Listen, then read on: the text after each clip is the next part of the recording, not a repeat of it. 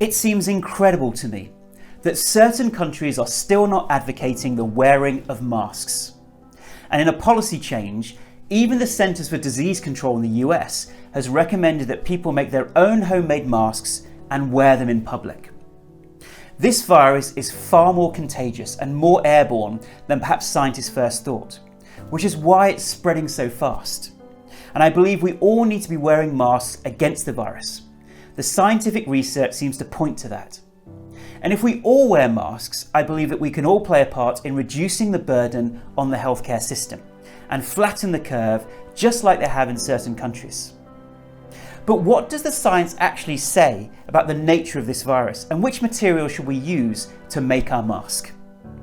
Well, firstly, some latest studies only published this month and listed below have now shown that when we breathe, or when we talk, or when we cough, we may be breathing out the virus in little micro droplets, or even what are known as aerosol type particles. And if we wear a mask, we reduce the chances of spreading the virus onto others. And for the first week after being infected, we may have no symptoms at all. So it's better to assume that we may have the virus, and then by wearing a mask, we don't spread it onto others.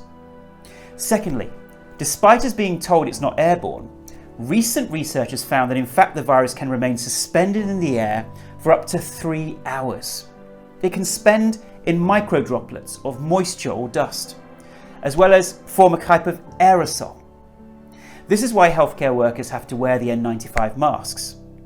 So whilst homemade masks might not be as good as surgical masks at removing the virus, they still drastically reduce the chance of inhaling it. And they can also reduce the amount of virus that we inhale, what we call the viral load. Thirdly, we touch our faces around 20 times an hour. So wearing a mask outdoors could prevent us from transferring the virus from a surface onto our nose or mouth. Now, I would advise wearing a mask wherever you go outside. But what homemade materials are best? Well, in a very casual, non-scientific experiment, let's see which materials seem to offer the best protection against a virus which may have turned into an aerosol type mist. Look what happens when we spray it in the air. Now we spray it through an N95 mask. Nothing gets through. Now look what happens through a basic cheap mask. It's ineffective. Now look at this t-shirt material. It offers some protection, especially if it's doubled up. And now look at this dishcloth. Much better protection.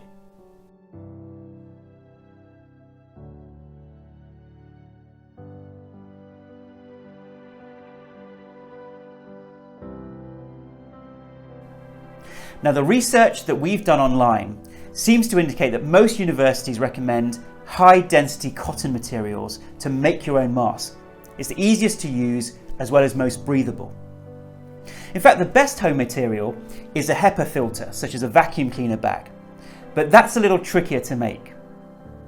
The research seems to show that dishcloths or tea towels offer the best filtering, especially if you put a sheet of kitchen towel in the middle.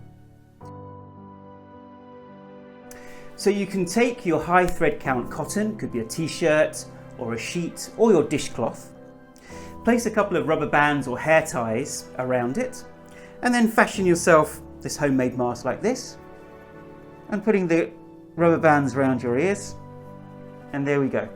Not really much of a fashion statement, but hopefully it will keep you safe. So thanks for watching, guys, and please keep yourself safe by wearing a mask anytime you go outside. And of course, please take the Coronavirus Challenge, a 10-day challenge to improve and supercharge your immune system.